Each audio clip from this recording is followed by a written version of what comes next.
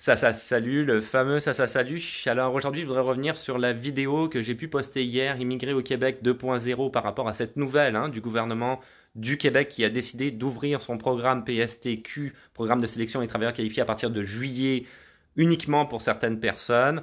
D'abord, je voudrais peut-être préciser certaines choses que j'ai oublié de préciser, et ça s'est vu beaucoup dans les commentaires. C'est ressorti beaucoup dans les commentaires des vidéos sur TikTok et sur Instagram. Donc je vais revenir là-dessus, peut-être une petite erreur de ma part, j'aurais dû clairement préciser les choses, très clairement, donc c'est de ma faute, désolé. Deuxième point, effectivement, le gouvernement du Québec a aujourd'hui fait paraître une sorte de consultation sur l'immigration où il parle de chiffres en termes de résidents permanents. C'est très intéressant, surtout qu'on parle vraiment du compte-gouttes là, donc c'est pas tout le monde qui aura accès à la résidence permanente. Je pense qu'on peut lire entre les lignes et c'est très clair par rapport à ce que peut affirmer le gouvernement du Québec. Alors, tout d'abord, une petite précision par rapport à l'expérience de travail. Hier, j'avais dit effectivement que tu pouvais postuler à ce fameux PSTQ, Programme de sélection des travailleurs qualifiés, à partir du moment où tu avais un PTPD, un permis de travail post-diplôme, excuse-moi, on se mélange un peu là-dedans, ou en étant travailleur étranger temporaire. Alors, si tu veux, là-dessus, moi j'avais affirmé ça parce que dans ma tête, c'était logique que ça venait avec une expérience de travail. Donc dans le sens où tu avais ton permis de travail post-diplôme en ce moment, que tu étais en train de le faire, ou que tu es un travailleur, si tu veux, étranger temporaire, et que tu es en ce moment dans ton permis de travail fermé ou ouvert. La plupart du temps fermé, on va pas se mentir. Pourquoi? Parce qu'en plus, le gouvernement du Québec avait dit, si tu veux, dans son annonce, qu'il allait se centrer d'abord sur les gens qui étaient déjà sur le territoire. Mais ça n'a pas été compris comme ça. Donc, on va remettre les pendules à l'heure. Et effectivement, erreur de ma part, on va préciser par rapport au temps d'expérience de travail que tu as besoin pour pouvoir postuler à ce fameux programme de sélection des travailleurs qualifiés. Je te le rappelle, à partir de juillet uniquement.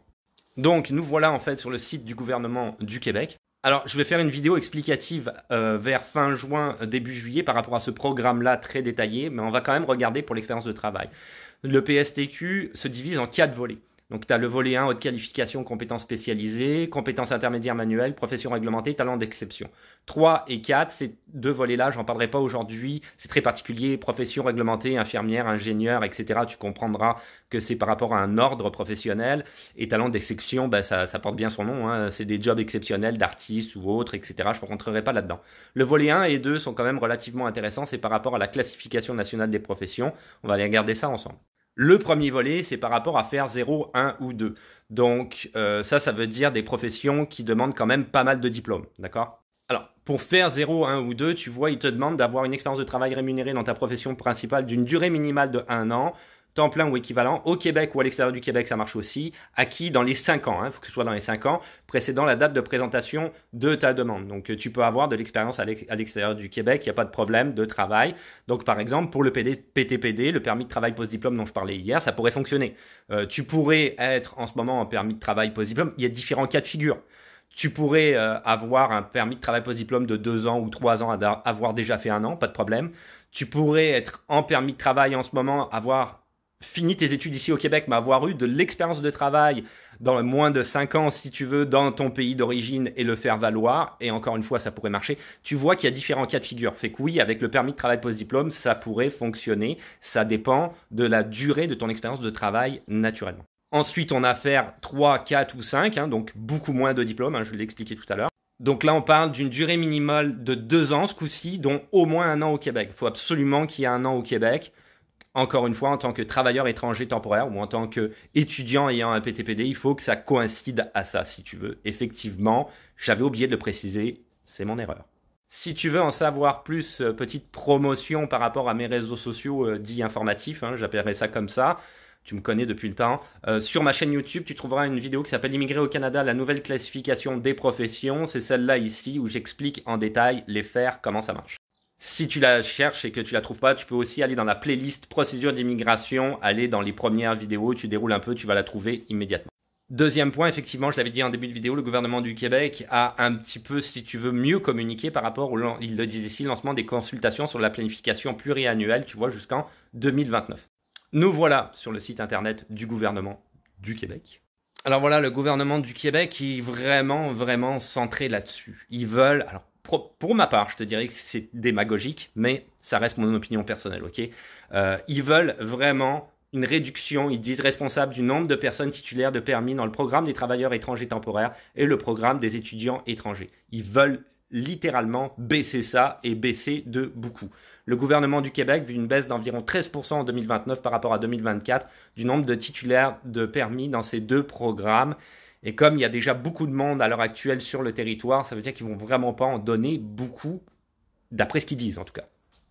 Et si on va sur les chiffres qu'ils proposent par rapport à l'immigration permanente, ça veut dire qu'il y a beaucoup de monde ici aussi sur le territoire en tant qu'étudiants ou en tant que travailleurs étrangers temporaires qui ne pourront pas obtenir la résidence permanente ici au Québec.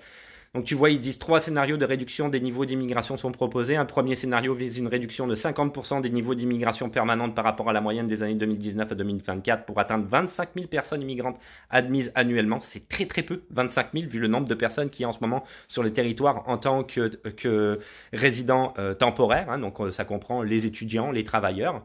Le deuxième propose une réduction de 30% pour atteindre 35 000 personnes immigrantes et le troisième vise une réduction moins prononcée, 10%, afin que le volume d'immigration permanente s'établisse à 45 000 admissions annuelles.